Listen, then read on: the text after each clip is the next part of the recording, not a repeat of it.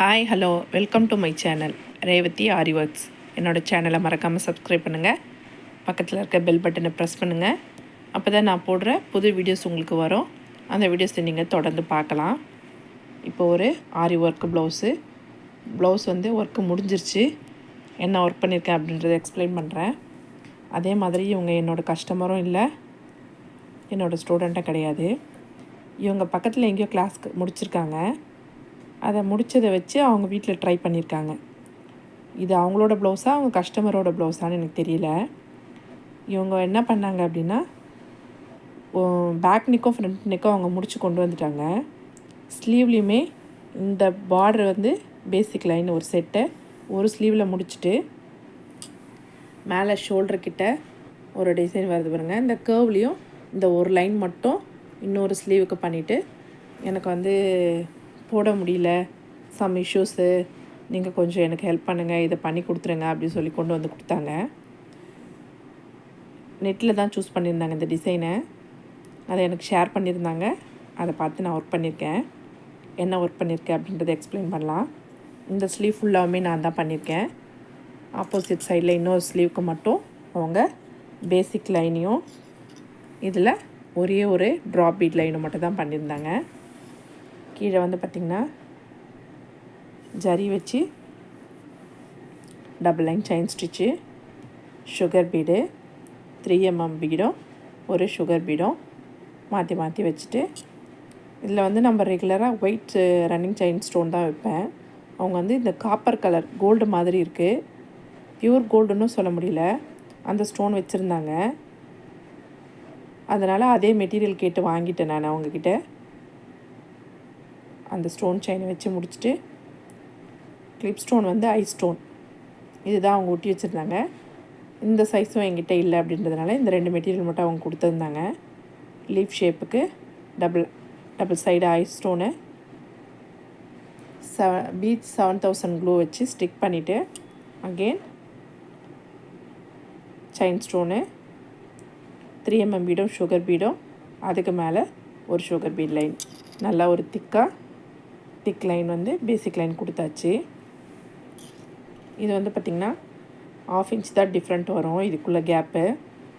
Straight lines போட்டுட்டு அதில் இந்த டிசைனில் அந்த நெட்டில் சூஸ் பண்ணி கொடுத்த டிசைனில் இந்த பேட்டர்ன் தான் இருந்துச்சு. ஒரு 1.25 இன்ச்சு கேப் விட்டுருக்கேன்.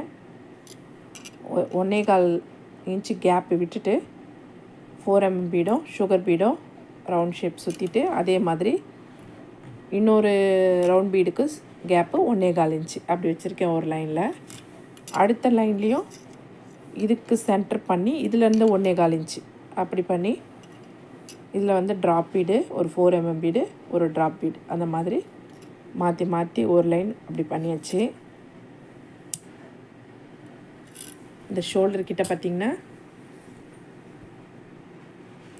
மொத்தத்தில் ஒரு 4.5 இன்ச்சு அப்படி வச்சுருக்கேன். இந்த அகலம் கீழே இறக்கமும் ஒரு 4.25 இன்ச்சு அப்படி இருந்தது. அவங்க இன்னொரு ஸ்லீவில் ஸ்டார்ட் பண்ணிட்டதுனால அதே ஷேப்புக்கு தான் வரணுன்றதுக்காக அதில் இருக்க மெஷர்மெண்ட் எடுத்து நான் பண்ணிட்டேன். ட்ராப் பீடு ஒரு லைனு, சுகர் பீடு, இதில் வந்து 3mm பீடை விட 4mm பீடும் சுகர் பீடை வைக்கும்போது கொஞ்சம் லுக்காக இருக்கும். அதனால் இந்த பார்ட்டை நான் அப்படியே மாற்றிட்டேன் பாருங்கள். அவங்க 3mm பீடு தான் ஸ்லீவுக்கு வச்சுருந்தாங்க கீழே, அதனால் கீழே மட்டும் அதை பண்ணிவிட்டு மேலே 4mm பீடும் ஒரு சுகர் பீடும் பண்ணிவிட்டு, again sugar bead, running chain stone, sugar bead, again இந்த செட்டு வரா மாதிரி பண்ணிவிட்டு, இப்போது கீழே இந்த ஐஸ் ஸ்டோன் வந்து லீஃப் மாதிரி இருக்கிறதுனால மேலேயும் ஒரு செட்டு பண்ணிட்டேன். இப்போது ஐஸ் ஸ்டோன்லாம் ஸ்டிக் பண்ணும் போது இந்த மாதிரி மெத்தட் யூஸ் பண்ணோம் அப்படின்னா கரெக்டாக இருக்கும். அவங்க என்ன பண்ணிட்டாங்கன்னா, நடுவில் எந்த ஸ்டோன் செயினோ இல்லை சுகர் பீடோ எதுவுமே வைக்காமல் ஒட்டிட்டாங்க. அதனால் இன்னொரு ஸ்லீவில் எல்லா ஸ்டோன்ஸும் கொஞ்சம் மேலே தூக்கிட்டு வந்துருச்சு. அதனால் சுகர் பீடு வச்சுட்டு அப்புறம் ஐஸ் ஸ்டோன் ஸ்டிக் பண்ணியிருக்கேன். இதுக்கு B7000 க்ளூ தான் நான் யூஸ் பண்ணியிருக்கேன். அதுக்கு அடுத்தது திரும்ப இந்த செட்டே அப்படியே வரா மாதிரி பண்ணியாச்சு. இதுதான் ஸ்லீவ் ஒர்க்கு.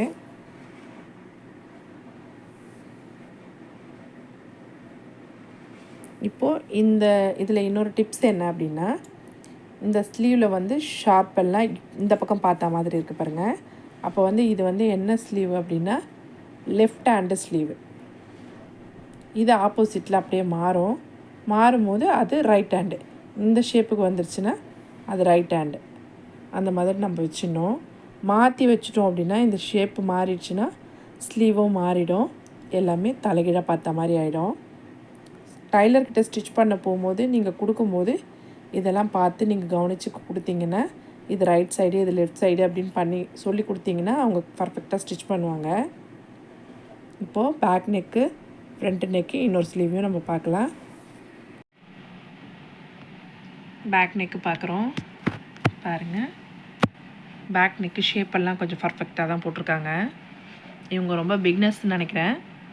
அதனால தான் ஒரு சில டிப்ஸ் தெரியாமல் எப்படி ஒர்க் பண்ணுறதுன்னு தெரியாமல் ஆரம்பிச்சிட்டாங்க. அவங்களால முடிக்க முடியல.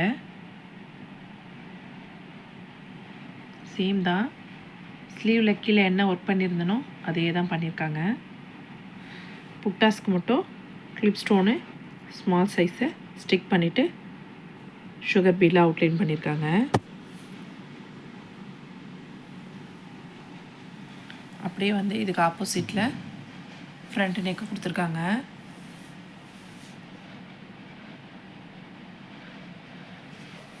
இது இன்னொரு ஸ்லீவ் பார்ட்டு.